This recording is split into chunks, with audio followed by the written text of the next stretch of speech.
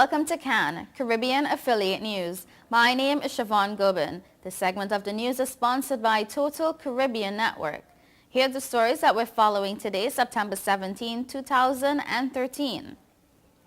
In international news, the gunman who killed 12 people before being shot by police in a military complex in the heart of Washington on Monday has been described as a young man with an interest in Buddhism and flashes of rage. Officials said he had serious mental issues as well. Aaron Alexis' motive remained a mystery, but U.S. law enforcement officials told the Associated Press that he had paranoia and a sleep disorder and was hearing voices in his head. Family members told investigators that Alexis, 34, was being treated for them. He had been treated since August by the Federal Veterans Administration, the officials said.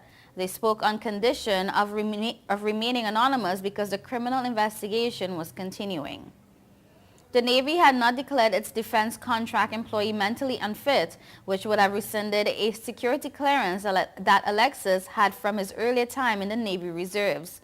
Monday's attack was the deadliest on a military installation in the U.S. since 2009 and a reminder of the country's long debates over guns. Yet another mass shooting, President Barack Obama said. Alexis used a valid pass to get into the Washington Navy Yard. In the past, he had complained about the Navy and being a victim of discrimination and had several incidents with law enforcement, including 2 shootings. Alexis carried 3 weapons in the attack: an AR-15 assault rifle, a shotgun, and a handgun that he took from a police officer at the scene. According to 2 federal law enforcement officials who spoke on the condition of remaining anonymous because they were not authorized to discuss the investigation. The AR-15 is the same type of rifle used in last year's mass shooting at a Connecticut school that killed 20 students and 6 adults. The weapon was also used in the shooting at a Colorado movie theater that killed 12 and wounded 70. By late Monday, authorities said they were convinced Alexis had acted alone. 8 people were hurt, including 3 who were shot and wounded, Mayor Vincent Gray said. They were all expected to survive. At the time of the shooting, Alexis was an employee with the Experts, a company that was a Defense Department subcontractor on a Navy Marine Corps computer project, authorities said. Valerie Parlave, head of the FBI's field office in Washington, said Alexis had access to the Navy Yard as a defense contractor and used a valid pass to enter the complex where more than 18,000 people worked. Alexis had been a full-time Navy reservist from 2007 to early 2011, the Navy said. It did not say why he left. A convert to Buddhism who grew up in New York City, Alexis had shooting incidents in 2004 and 2010 in Fort Worth and Seattle and was portrayed in police reports as seething with anger. Witnesses on Monday described a gunman opening fire from a 4th floor overlook, aiming down on people on the main floor, which includes a glass wall cafeteria. Others said a gunman fired at them in a 3rd floor hallway. Todd Brundage said he and co-workers encountered a gunman in a long hallway on the 3rd floor. The gunman was wearing all blue, he said. He just turned and started firing. Twin storms left scenes of havoc on both of Mexico's coasts this morning, with the resort city of Acapulco isolated on the Pacific and heavy damage reported along the Gulf. Thousands of tourists found themselves stranded in Acapulco with the airport flooded and highways blocked by landslides and water caused by Tropical Storm Manuel. Local news media reported that much of the city was without power and water service, and television images showed water knee-deep around the check-in counters of the city's airports. President Enrique Peña Nieto toured the disaster zone on Monday and ordered efforts to reopen the highway that connects the port city to Mexico City. Remnants of Manuel continue to drench Mexico further up the Pacific coast, and the U.S. National Hurricane Center said there was a chance it could regain force near the tip of the Baja California Peninsula. Mexico's Gulf Coast states, meanwhile, were trying to recover from Hurricane Ingrid, which drove tens of thousands of people from their homes and blocked highways. That storm was dissipating over northeastern Mexico today. The first witness to testify in the International Criminal Court trial of Kenya's deputy president described how a mob of youths torched a church where 2,000 people had sought refuge from post-election violence.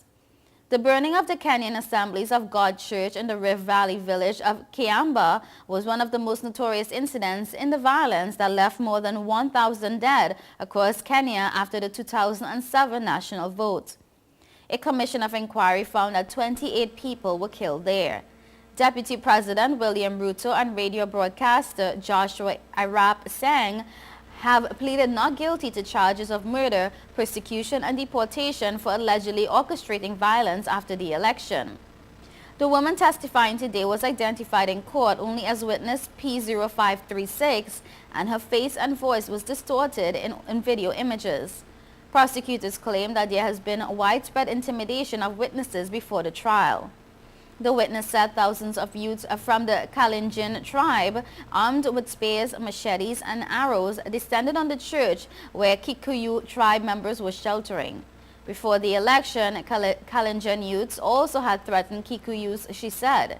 She told the court a local political candidate was in the mob carrying a jerry can, and the youths barricaded the church doors, shot with bicycles, threw stones and fired arrows at the windows, and then torched the building on January 1st of 2008. And I quote, "We were all trying to find a way to escape. I was carrying my small child and I tried to escape. I threw the child out of the window." Presiding Judge Chile Ibo Isuju adjourned the trial early for a 90-minute lunch break as the witness was overcome with emotion. She was due to continue her account of the massacre in the afternoon session. The witness did not directly tie either Ruto or Sang to the church attack, but prosecutors say both defendants were part of a Kalenjin conspiracy to attack perceived supporters of their political rivals after the election. Both Ruto and Sang portray themselves as men of peace who try to ease ethnic tensions around the election. At elections earlier this year, Ruto joined forces with former political rival Uhuru Kenyatta, and the pair were elected deputy president and president respectively.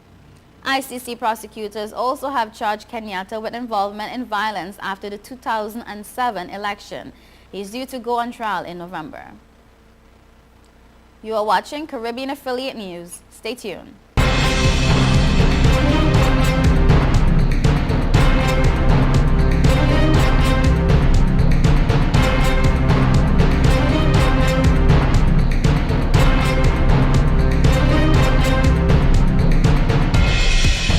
Hey, excuse me, if you see me smiling, that's 'cause I'm chilling on Total Caribbean Network.